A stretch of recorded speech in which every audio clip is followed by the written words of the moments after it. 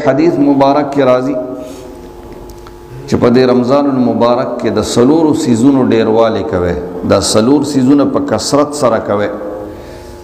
یو دا چې کلمه طیبه ډیر وایي لا اله الا الله ډیر وایي دویم استغفار ډیر کوي او دریم د جنت حصول ډیر غواړي او دریم سلورم چې کوم دی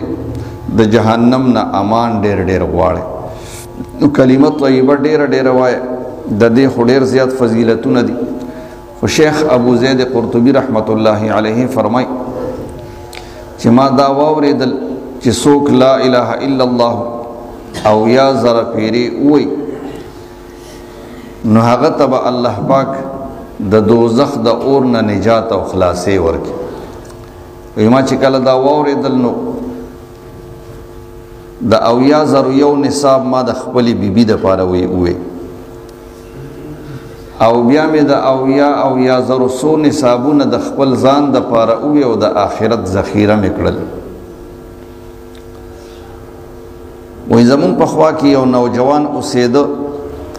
د هغه په باره کې وې دا مشهور او چې دا صاحب کشف دی دا نوجوان وې زما په دې خبره کې لږ شک وې چیرې واقعي دا نوجوان صاحب کشف دی او کنه دی یو ځل مونږ په خوراک باندې ناستو دا نوجوان را سره هم په خوراک کې شریک دی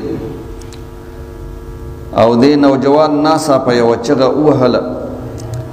او دای وی چې زما مور د دوزخ په اور کې سوځيږي او د هغې حالت په ما باندې ښکارا کړی شو وی د دا صاحب په سلګو شو دی ډیر زیات پریشان شو وی ما چې د دا پریشانی ولیدل شیخ ابو زید قرطبی رحمت الله علیه فرمای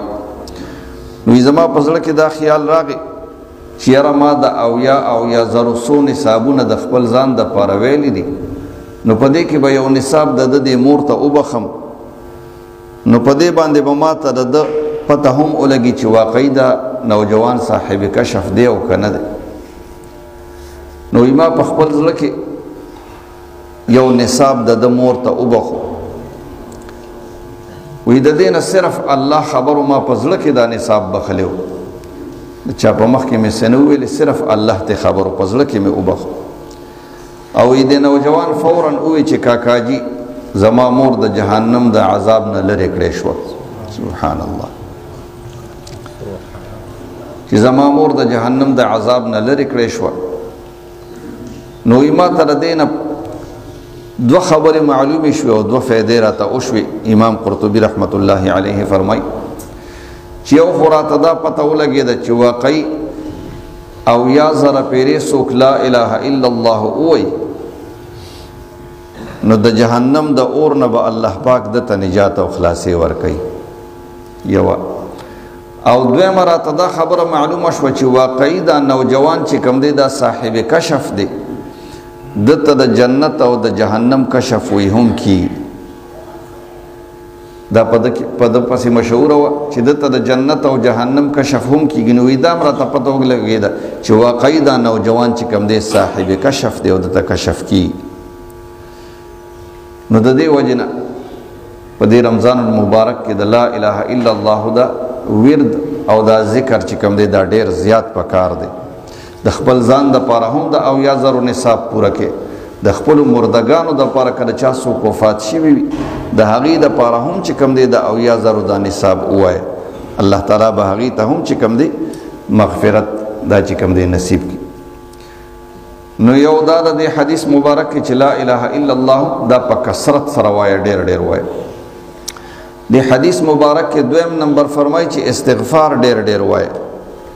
او د استغفار باره کې ډیر زیات فضیلتونه راغلي دي په بهر حال یو حدیث مبارک کې راځي چې څوک استغفار ډیر کوي نو الله جل شانه به ورله په هر تنګسیا کې لاره وباسي او د هر غم نه به ورله خلاصي ورکوي او رزق او روزي به ورته په داسې طریقې سره رسي چې د په وهم او ګمان کې به هم نه دا درې فائدې به په الله پاک ورکوي یو دا ده چې په هر تنګسیا کې به ورله لاره وباسي یعنی هر مشکل به ورله الله پاک حل کوي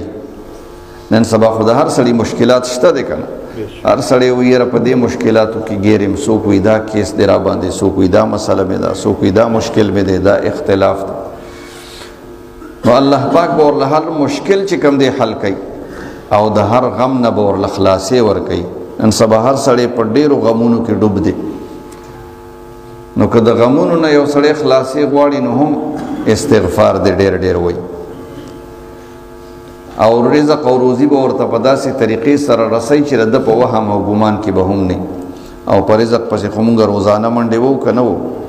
دا مونږ چې محنتونه کوو کوششونه کوو دا ستړی برداشت کوو دا خو د دې رزق دپاره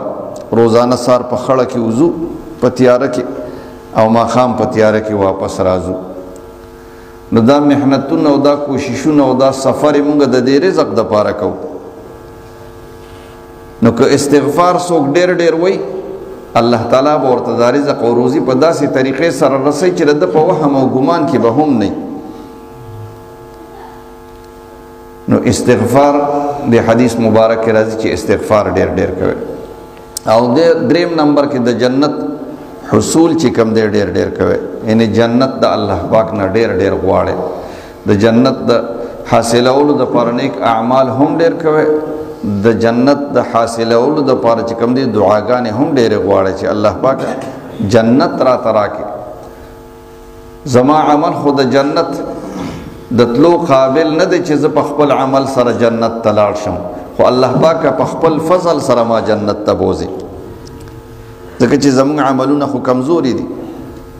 د الله پاک نه غواړه په عاجزۍ سره چې الله پاک زه خو ډېر زیات کمزور یم په هر لحاظ سره او د عمل په لحاظ سره خو بالکل کمزور یم خو الله پاک په خپل فضل سره مې جنت ته بوځي او د جهنم نه امان پکې ډېر ډېر وی غواړي د هغې دپاره هم چې کوم دی سړی نیک اعمال هم کوي او د الله پاک نه دعاګانې هم غواړي چې الله پاک زما عملونه خو ټول د جهنم د تلو قابل دي ما کې خو ډېرې کمزورۍ دي زما خو ډېر ګناهونه دي د ګناهونو پیټې مې په سر کړي دي زه خو د جهنم د تلو قابل یم خو الله پاکه په ما باندې خپل فضل وکړه او خپل رحم را باندې وکړه په خپل فضل سره ما د جهنم د اور نه بچ کړه او د جهنم د تلو نه مې بچ کړه دا دعاګانې ډېرې